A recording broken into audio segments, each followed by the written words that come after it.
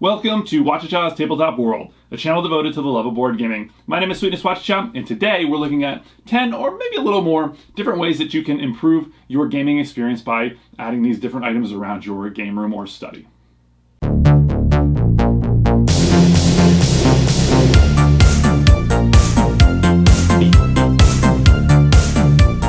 First up, card holders.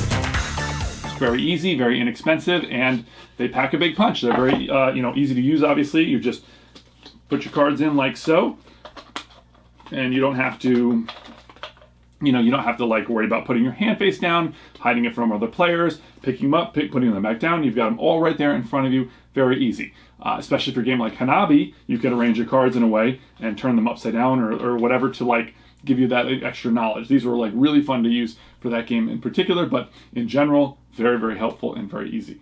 Piggybacking off of this one, you see they're in purple and silver, which is my favorite color, purple, and my wife's favorite color, silver. And anytime you open a game box, well, you really like to have your colors in there, don't you? And the easiest way to do that is with this can of spray paint. That might seem a little crazy to you, but it's really easy to do, honestly. When I first started this hobby, I didn't know as much as I know now, and I remember thinking, I'm never going to get rid of any games, and I pulled all the pieces out in two different colors and made sure I had purple and silver in every single game. Now, that's a bit excessive. I ended up trading a lot of those games away, and I'm sure there's a lot of unhappy people that, maybe with the end product ended up with some of those.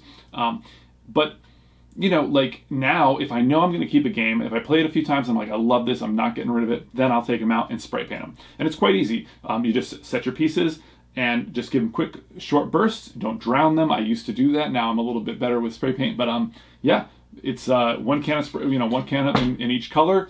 If you have a full group, you can do this quite easily as well and make sure everybody's got their own color all the time. It won't always match if you have like a bag, like a pouch, like a deck, like a bag building type of game, and whatever player board you have in front of you might not exactly match, but your pawns and other pieces like that absolutely will match.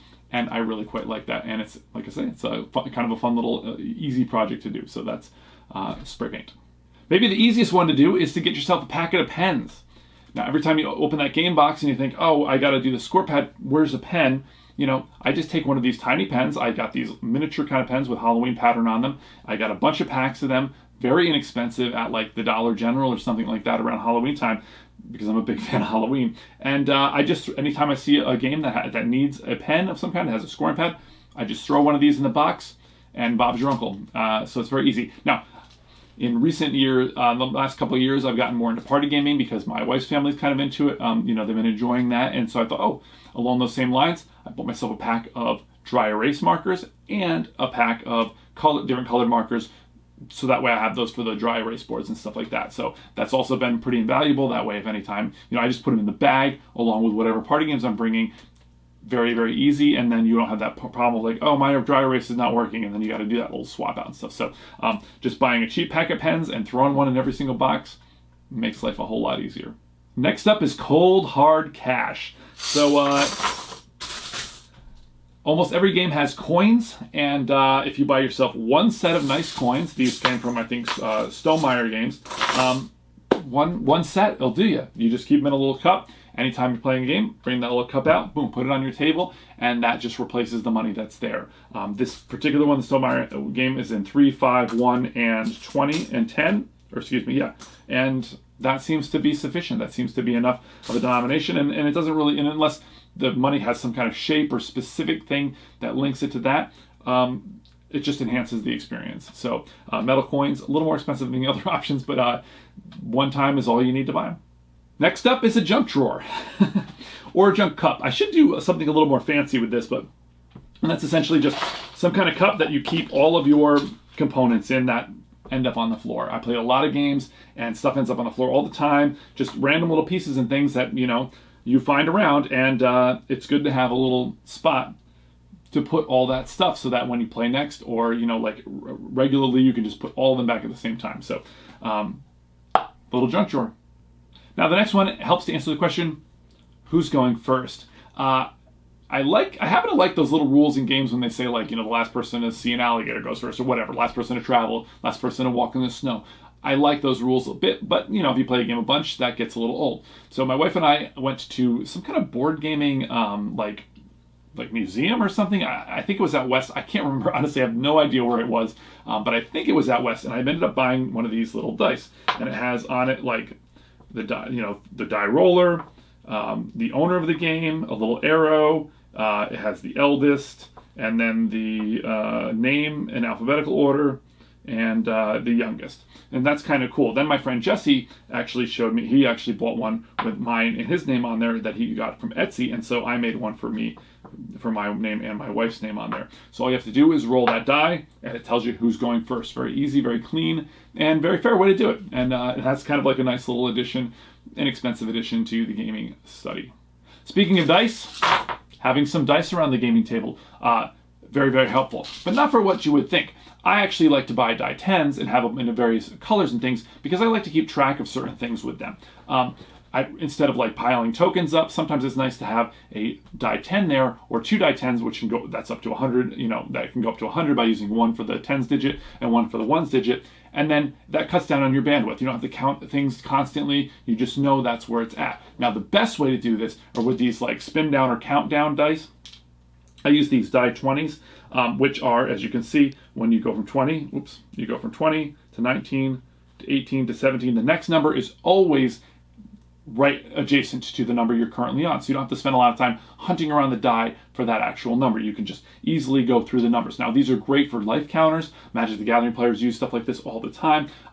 I like to use it for a variety of things. I use it in living card games I play. I use them basically all the time. I love using these. And again, this is another one. Just buy yourself 4 to 6 in different colors so that you can easily tell what they're going for. And you can keep them next to your coins and just bring them out whenever you play really almost any game, because cutting down that bandwidth and having to count everything is very, very helpful sometimes. So that's a very easy thing to do. Get yourself some dice, die 10, and some spin down die 20s.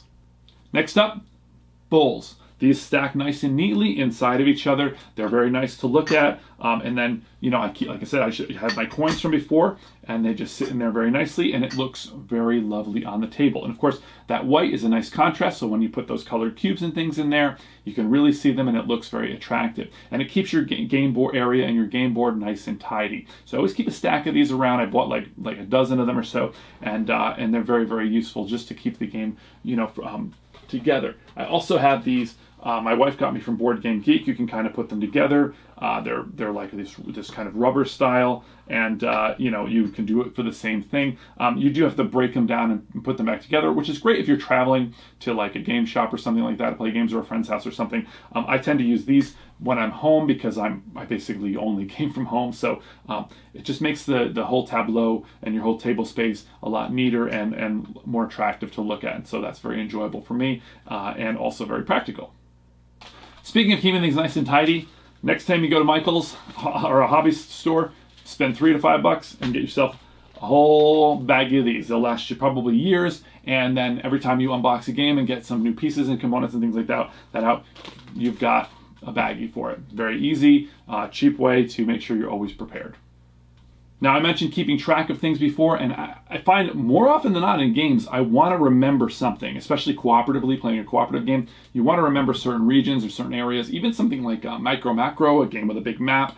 You want to mark certain locations. And Board Game Geek makes these really awesome, very heavy, enjoyable to hold metal cubes and a piece of cat hair.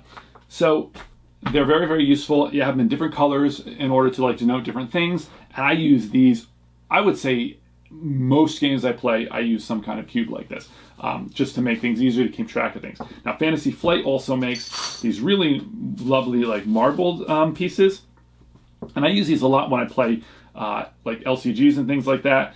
If you have, if you're tight on space, you can show, instead of exhausting a card, which oftentimes you would exhaust it like that to show, and then you have to, but it just takes up a lot more space. So you can put your cards in a line, and if you exhaust them, I'll just put a little thing on them saying, hey, that's exhausted.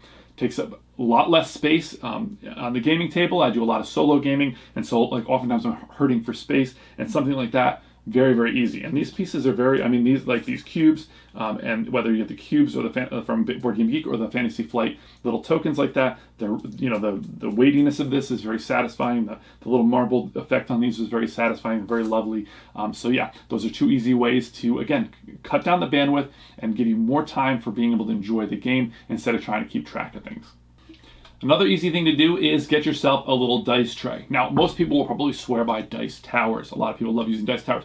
I don't really prefer them. I made some in the past, made my own little dice towers and stuff, and it was kind of fun. And it is very satisfying when you throw the dice in there and they, you can hear them, coming out, and then they shoot out tumbling around in there, and then they shoot at the bottom. Very, very satisfying. But the thing is that, like, not everybody can see that dice tower. And if you're playing a cooperative game, it's pointed towards you. Your teammates can't see it. And if you're playing a competitive game where the dice depend, matter, your opponents can't really see it. I really prefer a dice tray. Now they usually have a very soft interior, so you can easily roll things and everybody can see what's in there. I have a larger one that I use for some other games, but most games that I play don't really require piles and piles of dice. So this is the kind of one that is the easiest for me to use and the most practical. Although I do have that larger one for games that use like war games and things that use like a lot more dice. But yeah.